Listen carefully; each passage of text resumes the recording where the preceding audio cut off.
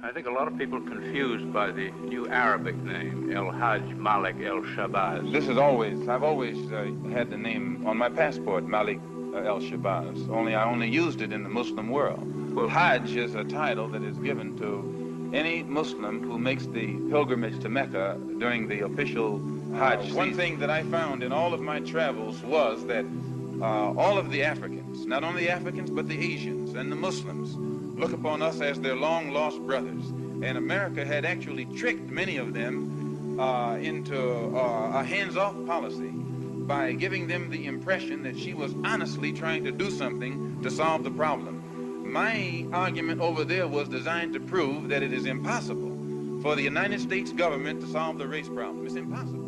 Never have I witnessed such sincere hospitality and overwhelming spirit of true brotherhood as is practiced by people of all colors and races here in this ancient holy land, the home of Abraham, Muhammad, and all the other prophets of the Holy Scriptures.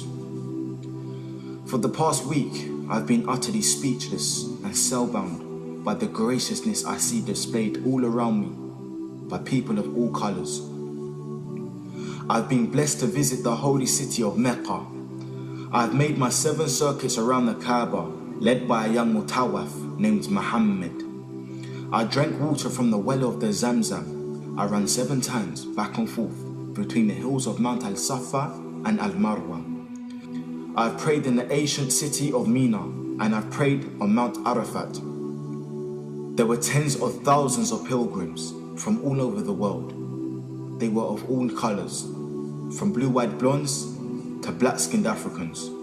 But we were all participating in the same ritual, displaying a spirit of unity and brotherhood that my experiences in America had led me to believe never could exist between the white and non-white. America needs to understand Islam because this is the one religion that erases from its society the race problem. Throughout my travels in the Muslim world, I have met, talked to, and even eaten with people who in America would have been considered white, but the white attitude was removed from their minds by the religion of Islam. I have never before seen sincere and true brotherhood practiced by all colors together, irrespective of their color. You may be shocked by these words coming from me, but on this pilgrimage, what I have seen and experienced has forced me to rearrange much of my thought patterns previously held, and to toss aside some of my previous conclusions. This was not too difficult for me. Despite my firm convictions, I have always been a man who tries to face facts and to accept the reality of life as new experience and new knowledge unfolds it. I have always kept an open mind, which is necessary to the flexibility that must go hand in hand with every form of intelligent search for truth. During the past 11 days here in the Muslim world, I have eaten from the same plate, drunk from the same glass, and slept in the same bed or on the same rug, while praying to the same God with fellow Muslims, whose eyes were the bluest of blue, whose hair was the blondest of blonde, and whose skin was the whitest of white. And in the words and in the actions and the deeds of the white Muslims, I felt the same sincerity that I felt among the black African Muslims of Nigeria, Sudan and Ghana. We were truly all the same brothers because their belief in one God had removed the white from their minds, the white from their behavior, and the white from their attitude. I could see from this that perhaps if white Americans could accept the oneness of God, then perhaps too they could accept the reality, the oneness of man, and cease to measure and hinder and harm others in terms of their differences in color.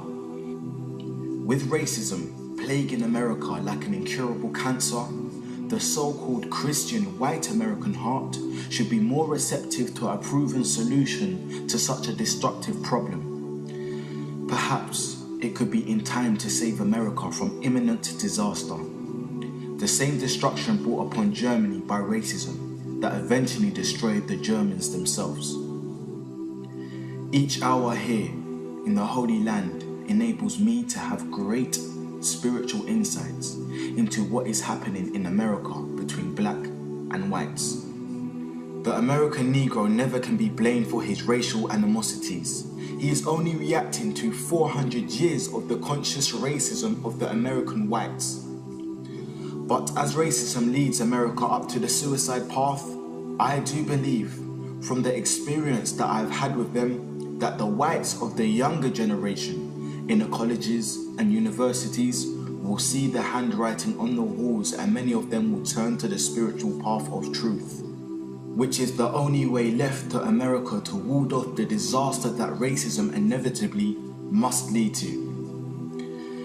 Never have I been so highly honored.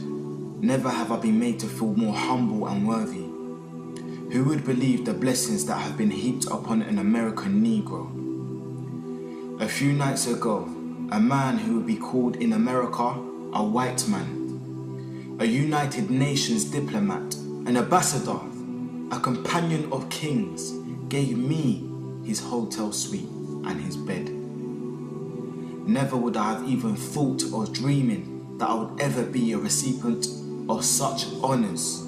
Honors that in America would be bestowed upon a king, not a Negro.